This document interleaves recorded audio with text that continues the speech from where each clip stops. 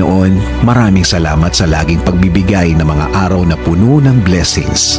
Salamat sa proteksyon mo na lagi kong kasama para sa akin at sa aking buong pamilya.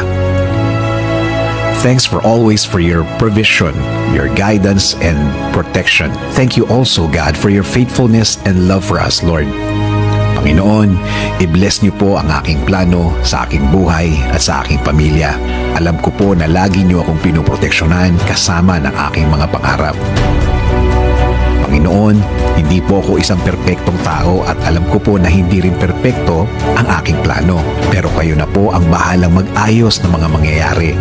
Dahil naniniwala pa rin ako, Lord, na ikaw ang mas nakakaalam ng bukas. Alam ko po, Lord, na marami pa akong dadaanan para matupad ang aking plano sa aking buhay. Pero alam ko po na bibigyan niyo po ako at ang aking plano sa buhay ng tamang direksyon.